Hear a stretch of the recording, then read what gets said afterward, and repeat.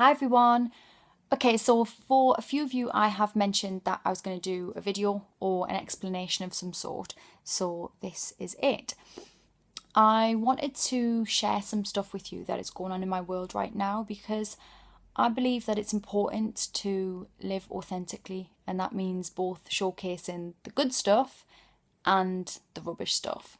So, unfortunately, this is me sharing some rubbish stuff that is going on. And for those of you who are already on my subscribers list, you will have gotten an email off me at the beginning of the week explaining what I'm going to tell you. So, you guys will already be in the know. And thank you so much for your messages of support. It really means a lot. And to the rest of you guys, the explanation is this: that 2.5 years ago, my husband was diagnosed with grade 4 brain cancer.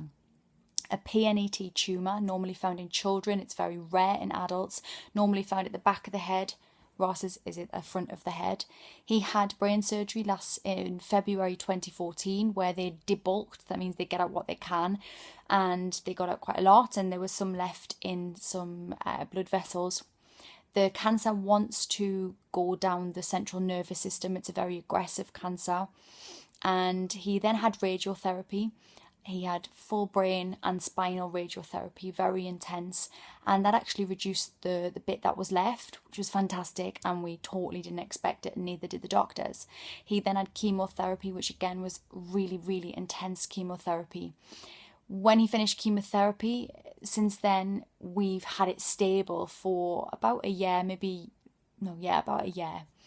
And that means it's not doing anything. It's just sat there, not moving. And my husband's life has been normal overall. He can't drive. That's one irritating thing for him, independence-wise, and isn't working.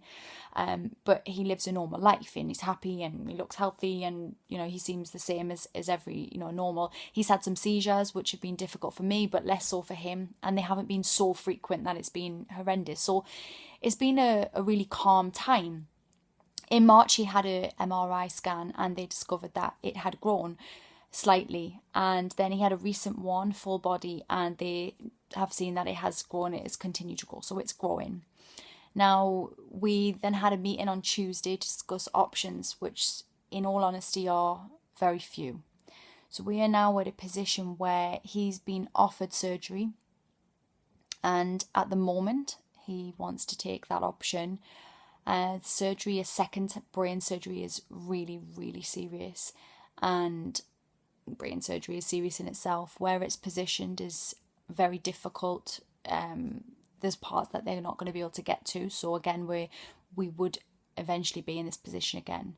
He'd have to have radiotherapy as well, as they wouldn't do surgery on its own, and possibly chemotherapy, but the doctor did say that that's not really enough now.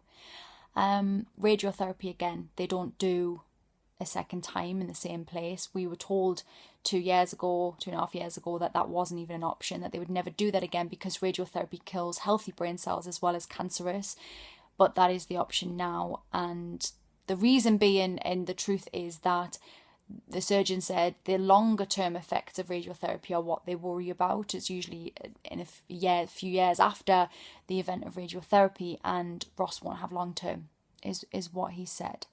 Now, that doesn't mean that we're not hopeful of more time, but it is actually now about more time, not whether we can cure this. Initially, they tick a box, cure or prolong life, and they did tick the box to cure.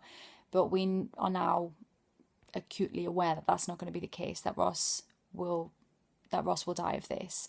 Now, we obviously want to work towards him being here as long as possible, but it's also very, very, very serious.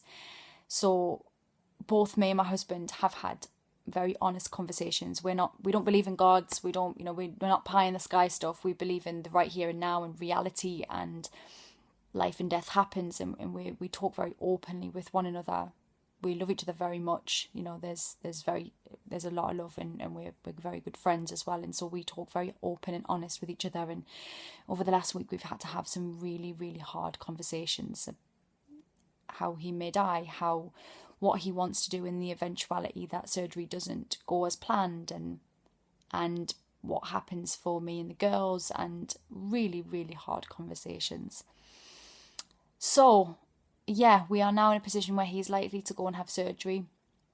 and then radiotherapy, and it all kicks off again. We have a fantastic support system, fantastic people around us, fantastic family and friends and neighbours. Really, genuinely, we've got lots of good people around us, and it isn't a case of money. The money's around too. We just, we need to make the best of it, and we have looked into and has used some forms of alternative therapies, and we will again be doing more of this again.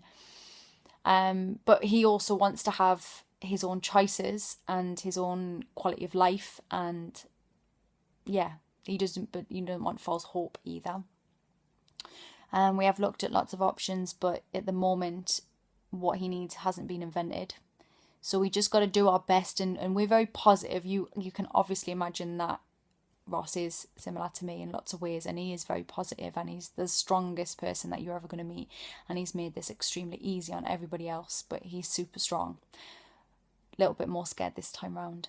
So that's where I'm at, and I wanted to share it with you guys because I just, I like to live authentically, and it hasn't, what it does for me, it's a weird thing. I actually find that I'm very creative and very very forceful in my thinking. I cut the crap out when this kind of stuff has happened, and it's weird. I find I create a lot of good stuff, and maybe it's just because I don't focus on anything but what needs to be done, and if it's not important, it doesn't get done. If it is important, it gets done immediately in these sorts of times, so that's a good thing.